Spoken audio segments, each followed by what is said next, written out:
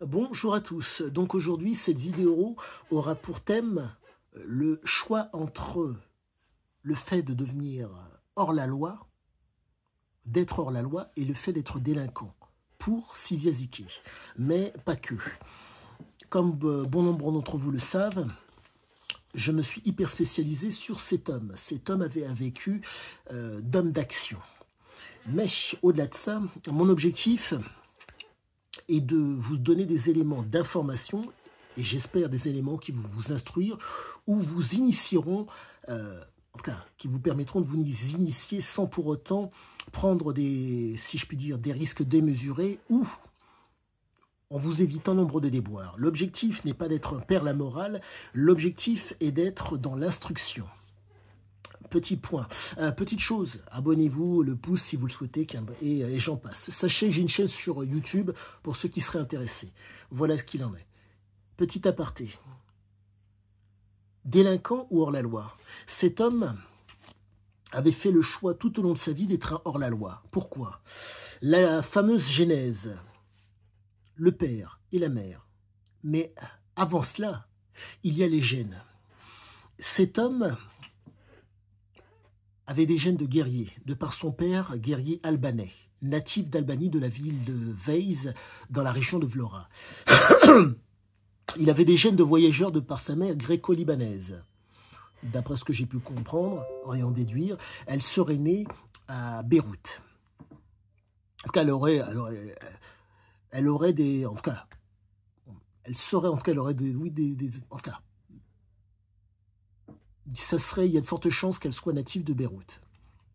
Petit aparté pour vous donner une espèce de vision d'ensemble de ce qu'il en est.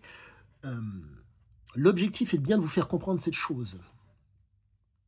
Il faut comprendre que son désir, en tout cas, d'être hors la loi, ses actions sont des actions qui sont celles d'un hors la loi et non d'un délinquant. La nuance est extrêmement fine, mais elle est nécessaire pour pouvoir comprendre que lorsqu'on est hors la loi, on peut s'inscrire dans, comment dire, dans une durée un tant soit peu plus longue. Mais on ne s'inscrit dans une durée, si je puis dire, plus longue par rapport à ses actions que parce que l'on n'est pas attrapé. Hors la loi.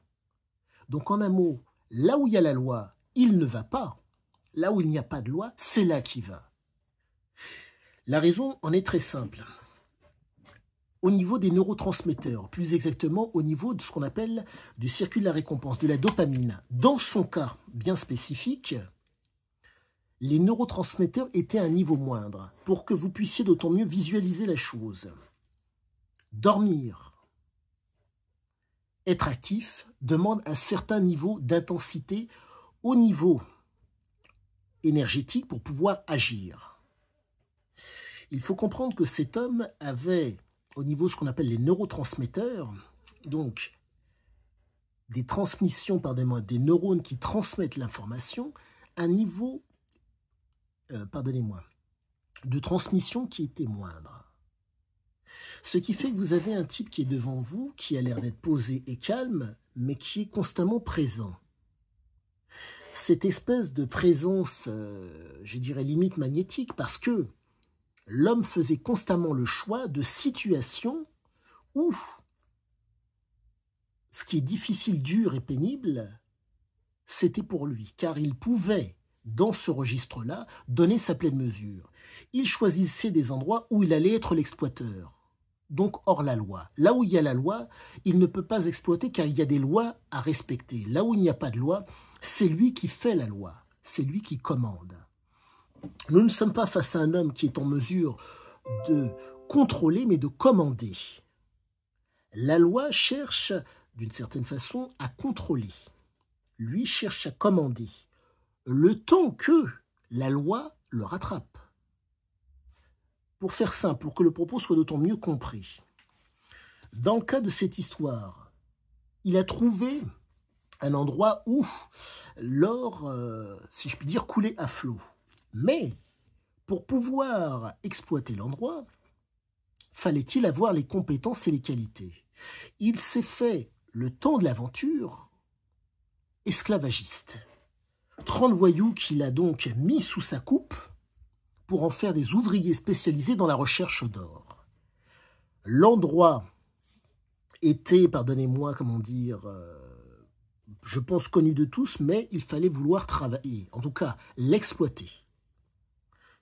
Et comprenez que cet homme veut être un gagnant, mais il ne veut pas être un travailleur. Ce qui veut dire que pour pouvoir faire la différence par rapport à d'autres, il vous faut une envergure. Cette envergure va être fonction de votre capacité à pousser les hommes dans leur retranchement. Ce n'est envisageable que dans un cadre où c'est vous qui venez à définir les lois. Et encore, si vous êtes un hors-la-loi, c'est vous. Et donc sa grande force, c'était cela. Certes, il a fait parfois, si je puis dire, quelques délits. Mais comprenez, le moteur de cet homme, être exploiteur de sa vie, être libre de ses choix. Je mets à mes bols. Il faut comprendre que, à cause de ces neurotransmetteurs, la sérénité et l'adrénaline, et pardonnez-moi, et l'impulsivité pour vulgariser le propos, étaient à un niveau moindre. Ce qui fait qu'il fallait tout le temps des situations de ce type, fréquemment des situations de ce type, où la substance, en un mot, soit le traitement médicamenteux pour être bien, soit, pardonnez-moi, la psychothérapie. Le jeu, je grossis les traits pour bien me faire comprendre par rapport à la réactivité du mec, par rapport à la situation. Et donc on se retrouve face à un profil qui est pour moi extrêmement passionnant. Et donc, le fait de préférer d'être un hors-la-loi qu'un délinquant s'explique d'autant mieux. Le profil psychologique du délinquant est le suivant.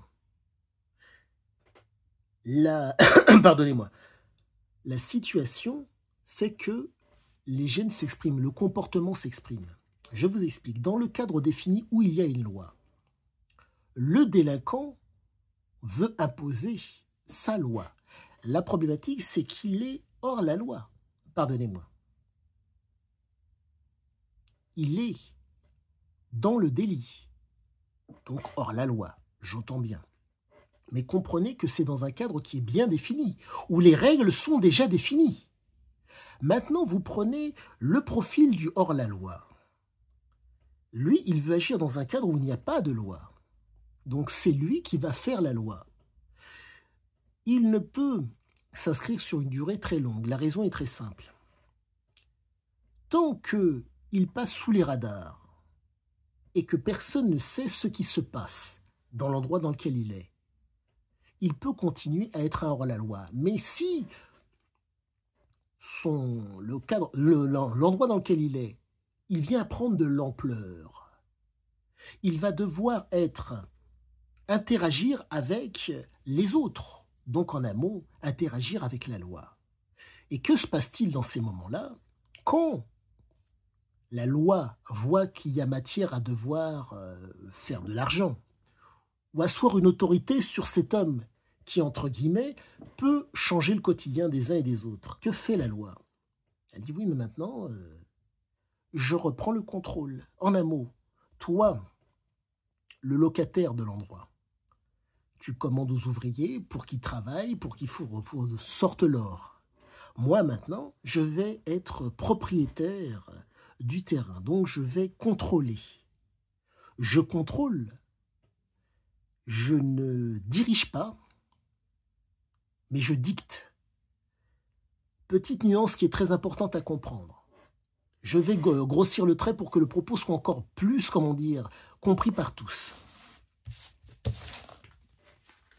Ceci, bout de papier, la loi. Je décrète maintenant que, puisque tu as trouvé le filon, tu vas devoir me donner une partie de ton revenu, voire tu vas faire de moi le propriétaire de l'endroit, avec un bout de papier. Mais ce n'est pas le bout de papier qui travaille. Ce n'est pas le bout de papier qui arrive à asseoir une autorité sur 30 voyous pour faire en sorte qu'il y ait un tel rendement que ces hommes trouvent l'or. Donc il faut comprendre cette chose qui est fondamentale.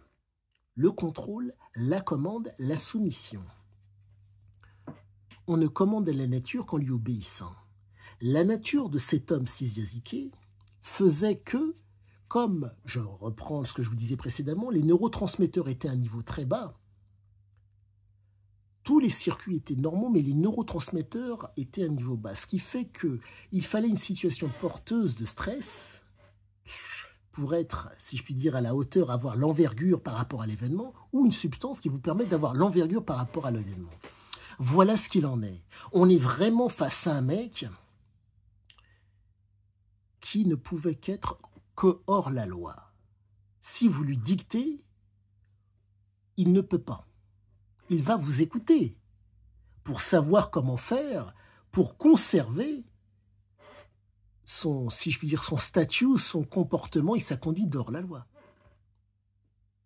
Mais c'est la seule et unique raison pour laquelle il va vous écouter. Car génétiquement, et je dis bien génétiquement, la programmation guerrière du père et voyageuse de la mère était implantés de telle façon, ont été stimulés qu'ils ne pouvaient pas déroger à ce comportement.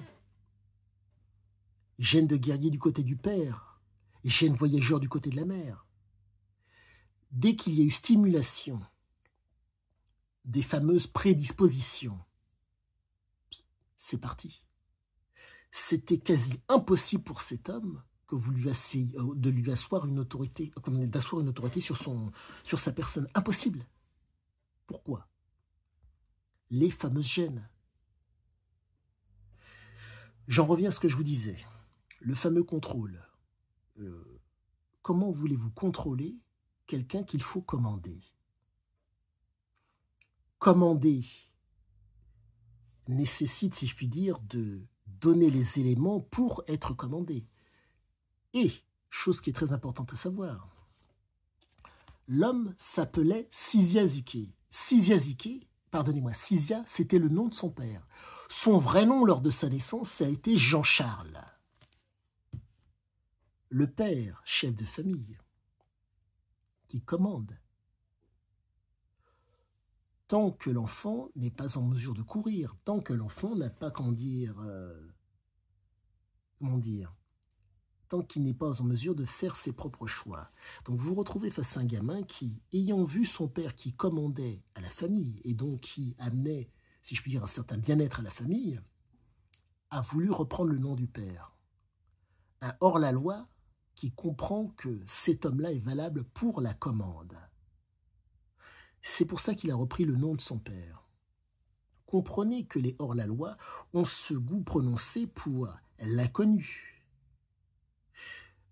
Si je puis dire, pour une zone où il y a on ignore ce qu'il en est. Il y a des croyances. Ils sont en mesure d'aller vérifier. Pourquoi? Car cette zone où il n'y a pas de loi, ils peuvent y mettre leur loi. Voilà ce qu'il en est. Petit détail, je pense qu'il pourra peut-être vous aider, je l'espère, à faire le bon choix. Quoi qu'il en soit, je vous souhaite à tous une excellente fin de journée et je vous dis à bientôt.